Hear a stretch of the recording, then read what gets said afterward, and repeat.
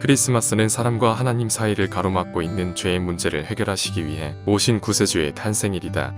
크리스마스는 하나님과 사람 사이의 화해의 상징이다. 그래서 크리스마스는 화해와 새로운 시작의 장이 되어야 한다.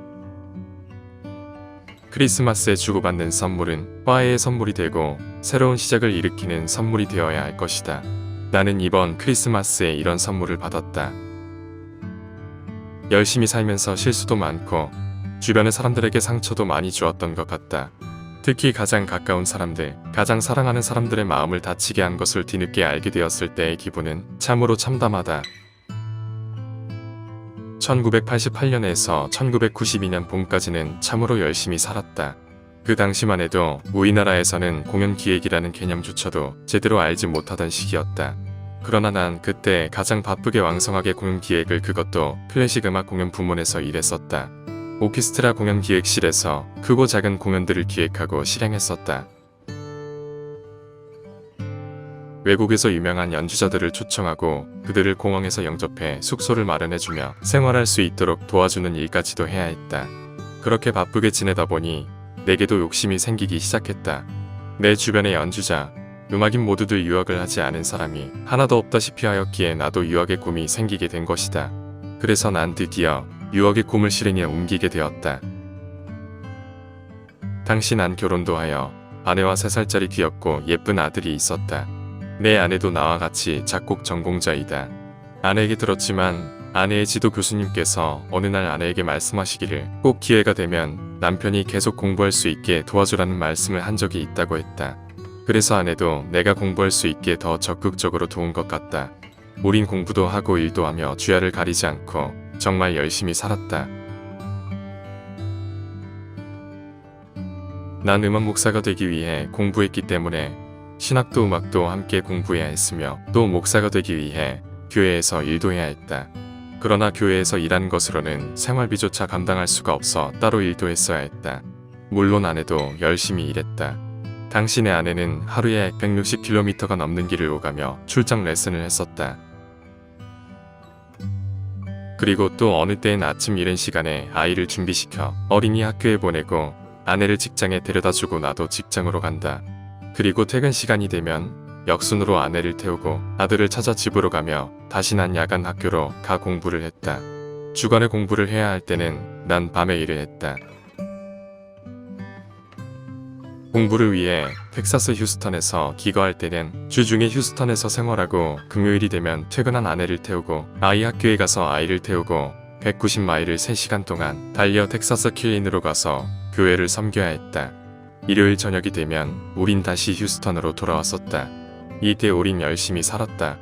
그러다 보니 내 아들은 어느새 생긴 버릇이 있다. 차만 타면 뒷좌석에 들어누워 자는 것이다. 심지어 아플 때도 열이 날 때도 차만 태우면 잠들었다. 또 생긴 버릇이 있다.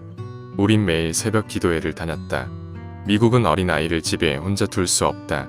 그래서 매일 새벽에 아이를 데리고 새벽 기도회에 갔고 아이는 기도회 내내 예배당에 누워졌었다.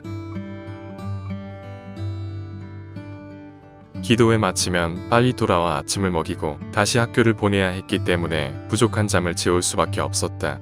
그러다 보니 차를 타면 교회를 가면 우리 아들은 잠을 잘 잔다.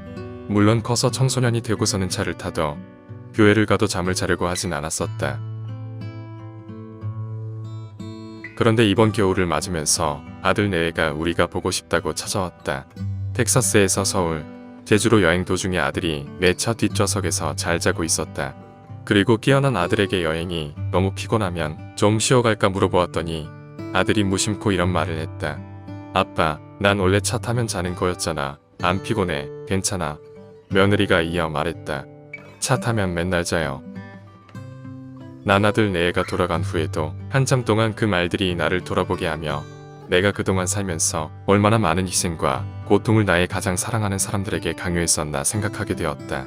난 내 아내에게, 내 아들에게 최선을 다해 사랑하며 살아왔다고 생각했는데 냉철하게 돌아보니 내 생각과 내 행동과 삶으로 가장 고통받고 힘들었던 사람들이 내가 사랑하는 사람들이었던 것을 알게 되었다.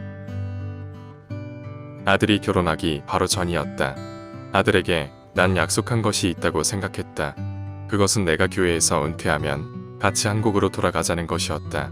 당시에 난 교회를 은퇴한 상태였고 아들은 대학을 졸업한 상태였다. 분명 아들은 취직해 직장은 있었지만 여자가 있다는 말은 없었다. 그런데 구체적으로 귀국 이야기를 꺼내기 바로 직전에 아들이 결혼할 여자가 생겼다고 얘기하면서 같이 한국으로 갈 수 없다고 했다. 그때 나는 심히 화가 났다. 마치 나와의 약속을 깨고 날 배신한 것 같은 기분이었다. 난 많은 우리 교포 젊은이들이 젊을 때는 취직도 하고 잘 나가다가 30이 넘으면 직장에서 부당하게 레이업 당하는 것을 수도 없이 보아왔고 인종차별로 생활 속에서 고통당하는 것을 많이 보아왔기 때문에 아들을 위해서는 꼭 한국으로 데리고 돌아가야겠다고 생각해왔다.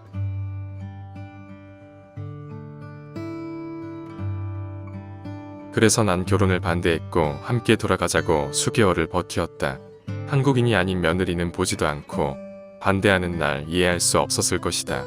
이렇게 나는 또 아들에게 그리고 며느리에게 상처를 주었다. 사랑의 이름으로. 7년 전 아들이 결혼식을 마친 그 다음날 나와 내 아내는 한국으로 왔다. 그때 내 기분은 화려하고 큰 놀이공원에 3살 아이를 데리고 놀러갔다 잃어버리고 혼자 집으로 돌아가는 기분이었다.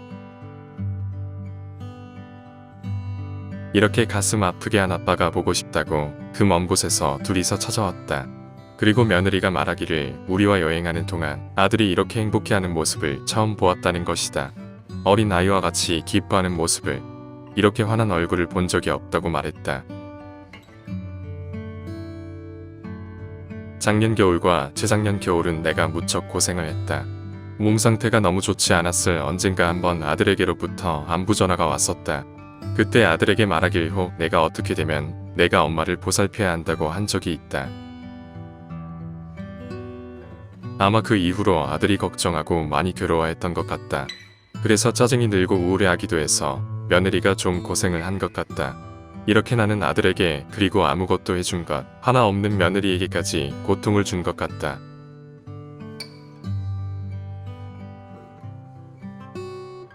이번 아들 내외의 방문이 이번 크리스마스에 내가 받은 엄청 큰 선물이 되었다. 평생 나 때문에 희생을 강요당한 내 사랑스러운 아내, 그리고 이기적인 아버지 때문에 힘든 성장 과정을 보내고 이런저런 수많은 고통을 당한 아들. 영문도 모르고 배척받는 느낌으로 결혼 생활을 했을 며느리. 난 이렇게 소중한 사람들을 괴롭게 했지만 이번 크리스마스에는 이러한 나를 사랑하고 걱정해주는 아내, 아들, 며느리를 발견하게 되었다.